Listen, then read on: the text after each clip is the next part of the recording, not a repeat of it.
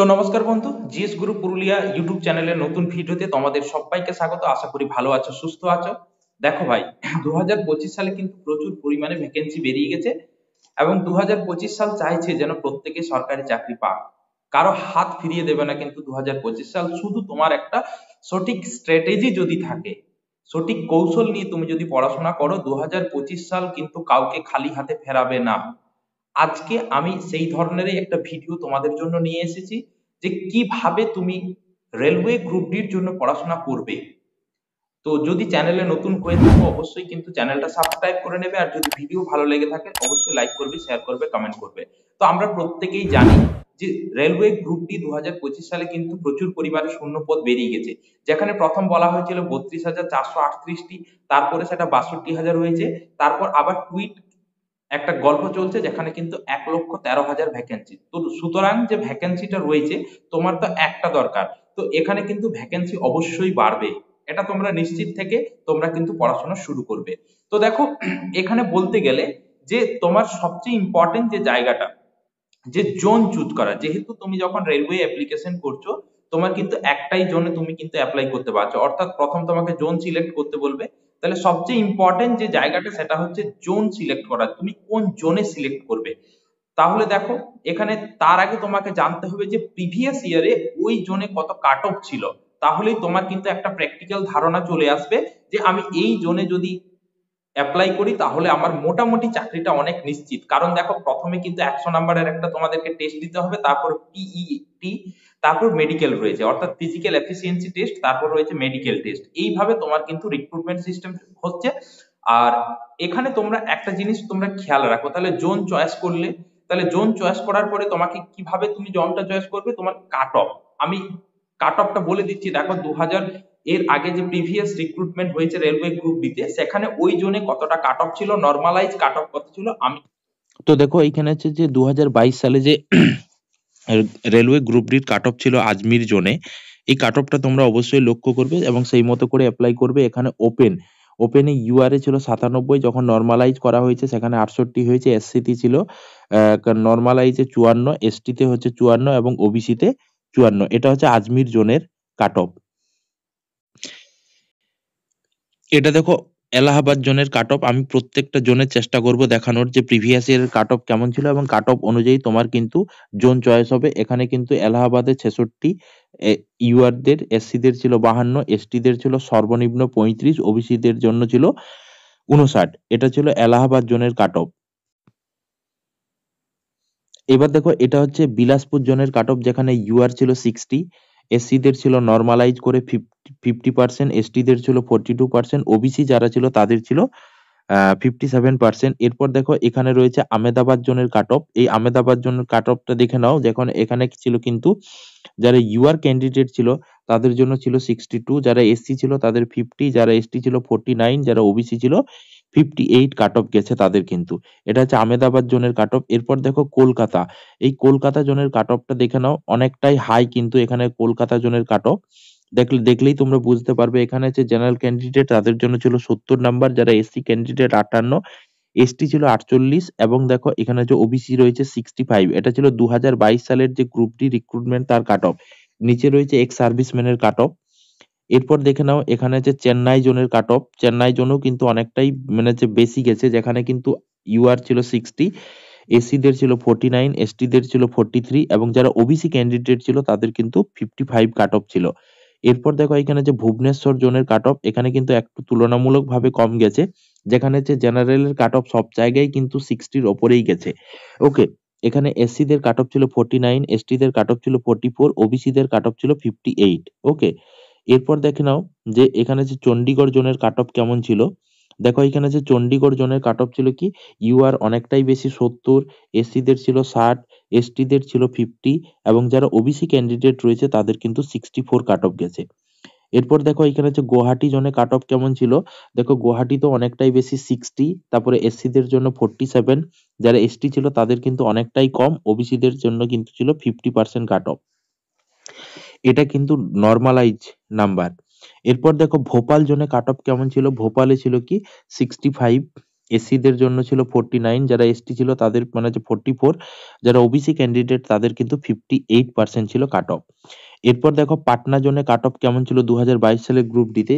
UR দের জন্য 66, SC দের জন্য ছিল 50, এসটি দের জন্য ছিল 43, যারা ওবিসি ক্যান্ডিডেট তাদের জন্য ছিল 61। এরপর দেখো মুম্বাই জোনে কাট অফ কেমন ছিল।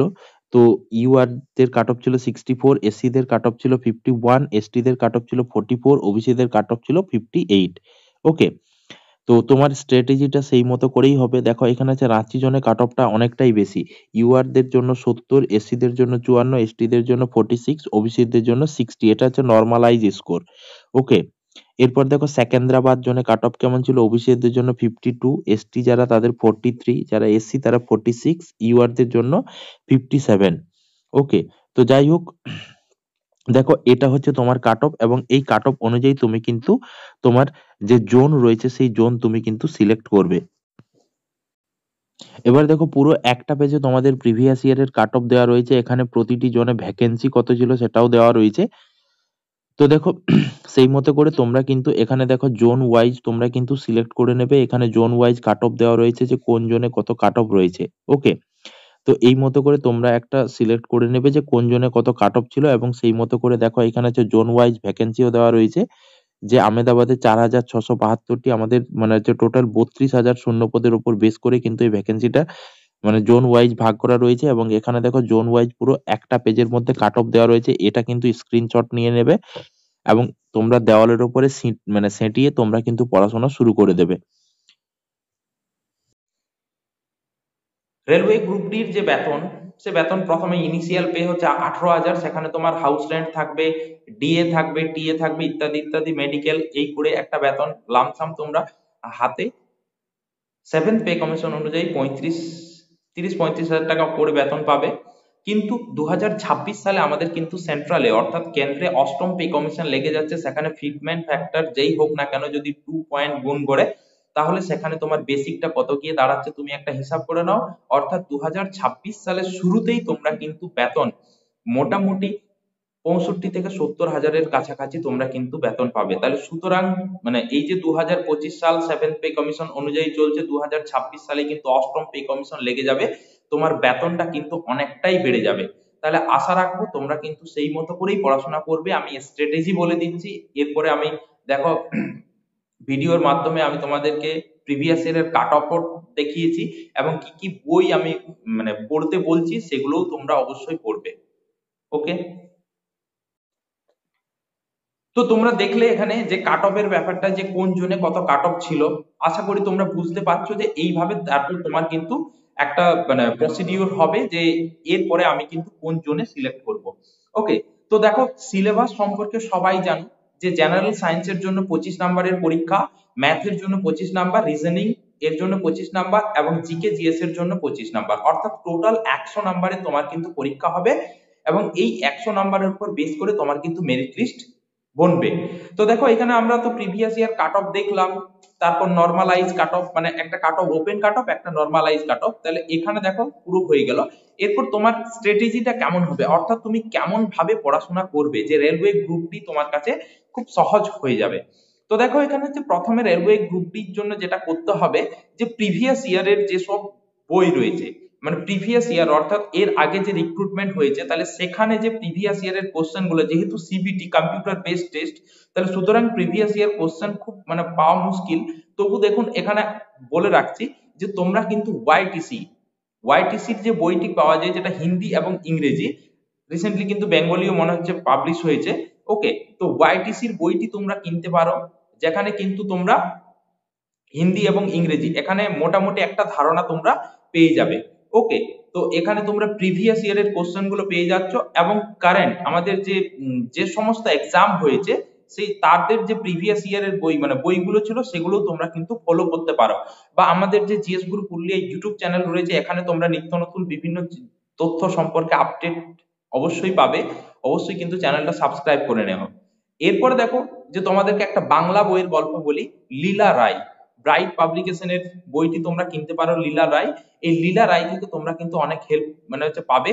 এরপর দেখো একটা হচ্ছে যে জেনারেল স্টাডিজ ম্যানুয়াল, বিভিন্ন অনেক বই হয়, নিতিন সিংহানিয়ার বই আছে, এটাও কিনতে পারো। লীলা রায়ের যে বইটি রয়েছে সেই জেনারেল স্টাডিজ ম্যানুয়ালটাও তোমরা কিনতে পারো, যেটা শুধুমাত্র রেলওয়ে গ্রুপই নয়, সেখানে কিন্তু সবকিছুর জন্যই রয়েছে। এখানে আমি জেনারেল সায়েন্সে যে 25 নাম্বার রয়েছে তার জন্য আমি একটা বই রেফার করব, অবশ্যই মানে সেটা কিনতে পারো। এখানে বর্ণ পরিচয় পাবলিশার্স জগন্নাথ জানা, তার যে জেনারেল সায়েন্স বইটা রয়েছে সেটা তোমরা কিনতে পারো, অথবা কার্তিক চন্দ্র মন্ডলের জেনারেল সায়েন্স মানে ওর সম্পাদনায় যেটা রয়েছে সেটাও তোমরা কিনতে পারো।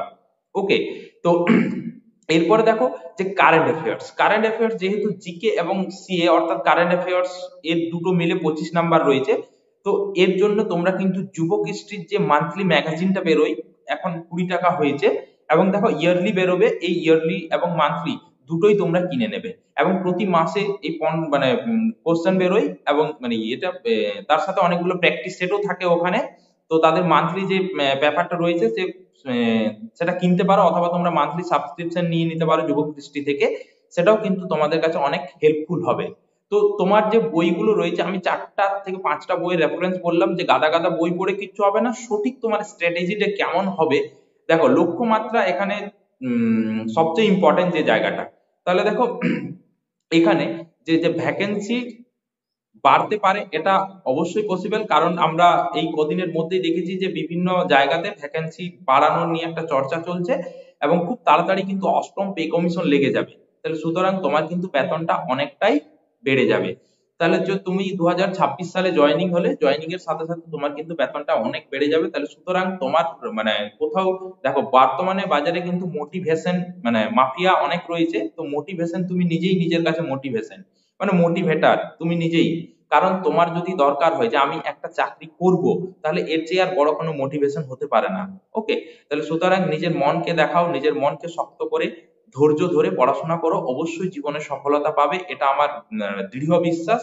আশা রাখবো যে আগামী দিনে তোমরা অবশ্যই সফলতা অর্জন করবে। আমি যে যে বইগুলোর নাম বললাম, এবং সবচেয়ে ইম্পর্টেন্ট যে জায়গাটা জোন চয়েস করবে, আমি কাট অফটা বলে দিচ্ছি যে কোন জোনে কত কাট অফ ছিল, জোন চয়েস করে তোমরা কিন্তু পড়াশোনা শুরু করে দাও। এবং আমাদের ডেসক্রিপশন বক্সে একটা গ্রুপের লিংক দেওয়া থাকবে, সেই ডেসক্রিপশন বক্সে তুমি জয়েন করে যাবে, এখানে তোমরা বিভিন্ন মক টেস্ট দিতে পারবে। তো যাই হোক, আশা করি আজকের ভিডিওটি তোমাদের খুব ভালো লেগেছে, আশা করি তোমরা উপকৃত হবে।